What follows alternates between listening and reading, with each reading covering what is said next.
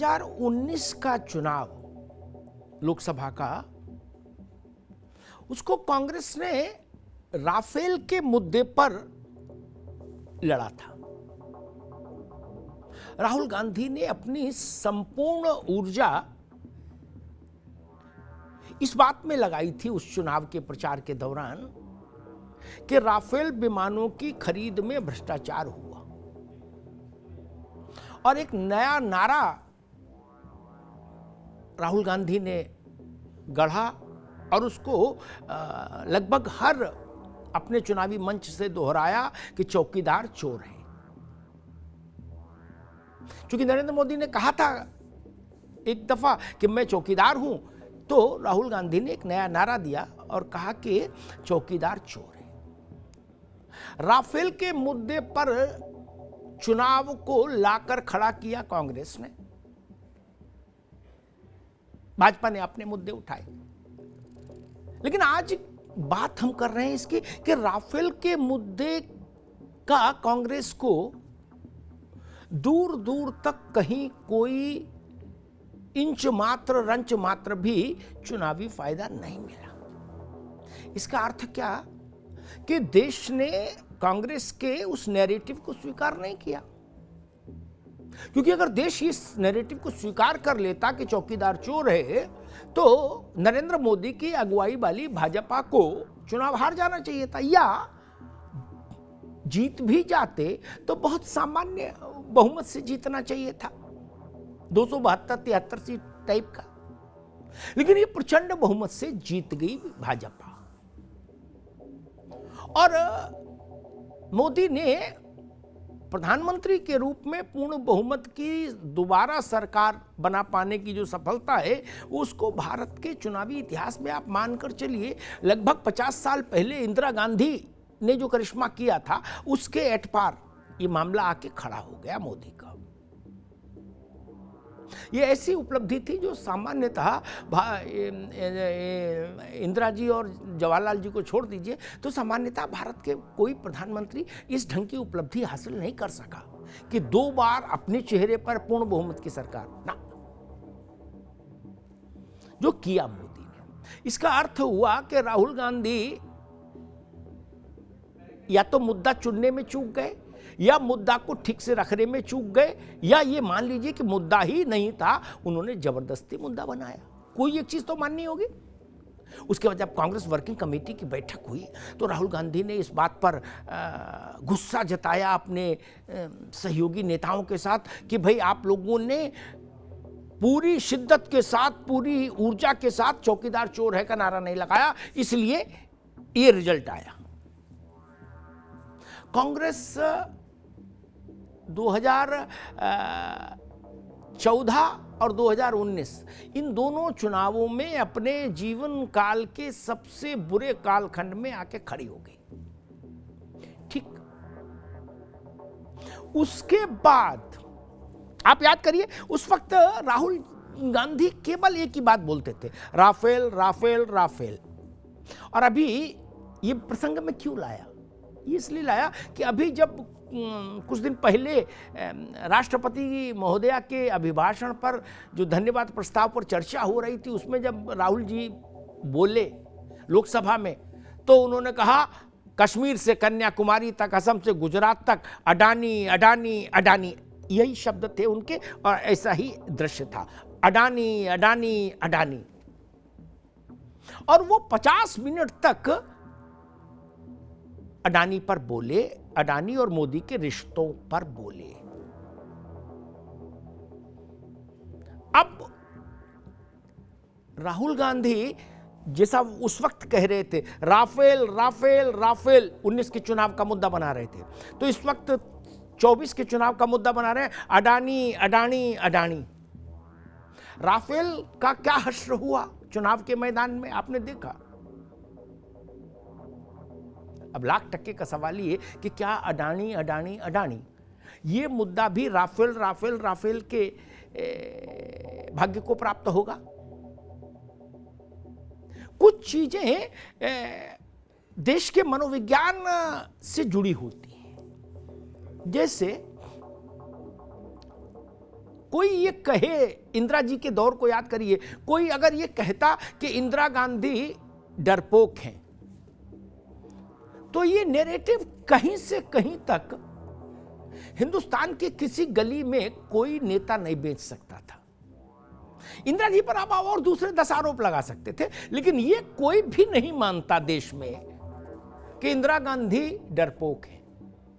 ठीक, जवाहरलाल नेहरू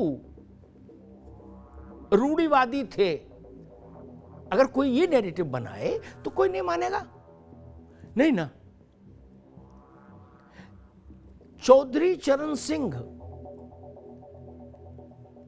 किसान और गांव खेत और किसान के खिलाफ थे, ऐसी कोई बात कहे तो कोई मानेगा, नहीं ना। तो हर काल में, हर उसमें जो देश के राजनीतिक चेहरे होते हैं उनको लेके एक पब्लिक परसेप्शन होता है, और वो परसेप्शन, आपके नैरेटिव, आपका नैरेटिव उस परसेप्शन के साथ साथ चलना चाहिए, अन्यथा राफेल राफेल राफेल हो जाता है, फेल हो जाता है राफेल आकर चुनाव के इम्तिहान में। अब आपने कहा अडानी अडानी अडानी, और नारा लगाया मोदी अडानी भाई भाई। अब आपने वही एक सा ही परसेप्शन तो बेचना चाह रहे हैं, ये विषय में इसीलिए आज उठा रहा। राफेल राफेल राफेल में भी आप यही कह रहे थे कि चौकीदार चोर है। अडानी अडानी अडानी में भी यही कह रहे हैं कि अडानी और मोदी ने मिलकर देश को बेच दिया और मलाई खा ली। एक ही नैरेटिव है, एक ही देश है, एक ही जनता है। जो 19 में नैरेटिव नहीं चला, वो 24 में बेचना चाहते हैं आप,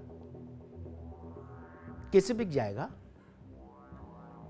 वही आरोप लगाने वाले, वही उसी मिजाज, वो का आरोप शब्द अलग है, और जिसके खिलाफ लगाया जा रहा वो भी व्यक्ति वही है। और देश की जनता तो बदलती नहीं, नेता बदल सकते हैं, पार्टियां, जनता तो वही रहती है। कैसे बेचेंगे? इसीलिए कांग्रेस के लोगों ने कहा कि मोदी ने लोकसभा और राज्यसभा में अडानी से जुड़े आरोपों पर कुछ नहीं कहा। मोदी राफेल के, जब आपने नारा दिया था कि चौकीदार चोर है, तब भी राफेल पर नहीं बोले थे। उन्होंने ये मसला देश की जनता पर छोड़ दिया था। चुनाव था, जनता तय करे, जनता ने तय कर दिया। इस बार भी मोदी नहीं बोले। चुनाव बहुत दूर नहीं है, 9 राज्यों में अभी है, इसी वर्ष सेमीफाइनल, और उसके बाद 24 के फर्स्ट हाफ में चुनावी महासमर, जनता तय करेगी। लेकिन एक बड़ा सवाल उठता है कि कांग्रेस नैरेटिव चुनने में और देश के भीतर धारणा स्थापित करने में इतनी फिसड्डी क्यों साबित हो रही है बार बार? यह है ना, याद कीजिए, इंदिरा गांधी 70 के दशक में कहती थी, मैं कहती हूं गरीबी हटाओ, ये कहते हैं इंदिरा हटाओ, विपक्ष के लिए। और देश इंदिरा गांधी की बात मानता था। वो कहता था हाँ ये विपक्षी बवाली हैं, ये इंदिरा गांधी को काम नहीं करने दे रहे। क्या आपको वैसी ध्वनि मोदी में नहीं सुनाई दे रही? मोदी भी कुछ कुछ यही नैरेटिव देश के सामने रख रहे हैं। तब देश ने इंदिरा गांधी की बात सुनी थी कि हाँ सारे मिल के इंदिरा गांधी को हटाना चाहते हैं। अब वही स्थिति बन रही है देश के सामने कि सारे मिल के मोदी को हटाना चाहते हैं। ये नैरेटिव्स के खेल को देखे। और आज आखिरी एक बात कहूंगा, 2009 में लोकसभा के चुनाव में लगभग 41 करोड़ वोट पड़ा था भारत में, लोकसभा में चुनाव में। उसमें कांग्रेस को 12 करोड़ वोट मिला था। 2019 में, यानी ठीक एक दशक बाद, लोकसभा के चुनाव में लगभग 61 करोड़ वोट पड़ा भारत में। उसमें भी कांग्रेस के वोटों की संख्या 12 करोड़ ही थी, लगभग, थोड़ा सा कम। ठीक, इसका मतलब देश में 2009 से देश में 20 करोड़ नए मतदाताओं ने मतदान किया, ज़्यादा मतदाताओं ने मतदान किया, लेकिन कांग्रेस का वोट नहीं बढ़ा, क्योंकि आप कभी पेगासस, कभी राफेल और कभी मोदी अडानी भाई भाई, इस तरह के नैरेटिव बेच रहे हैं क्या? इसलिए ये समस्या पैदा हो रही है। अन्यथा 10 सालों में कांग्रेस का वोट कुछ तो बढ़ना चाहिए था। जब वोटर 20 करोड़ बढ़ गए तो कांग्रेस का वोट 1-8 करोड़ ही बढ़ता, तब भी माना जाता। और ये वही 10 साल हैं 2009 से जोड़िए 19 तक, जिसमें राहुल गांधी कांग्रेस के मंच पर स्थापित हुए, राष्ट्रीय मंच पर फ्रंट फुट पर आए, और उनके नेतृत्व में कांग्रेस, प्रैक्टिकली उन्हीं के नेतृत्व में कांग्रेस चुनावी मैदान में गई। तब ये स्थिति बनी। इस पर चिंतन करना चाहिए। और एक बात हमेशा ध्यान रखनी चाहिए राजनेताओं को, आप कोई भी मुद्दा ले आइए, वो मुद्दा देश के मन से मैच करेगा तो मुद्दा चलेगा, अन्यथा नहीं चलेगा। याद कीजिए, बीपी सिंह ने जब बोफोर्स को मुद्दा बनाया था तो देश ने उस नैरेटिव को स्वीकार किया था और राजीव गांधी को दंडित किया था जनादेश के जरिए। ये भी ध्यान रखना चाहिए। धन्यवाद।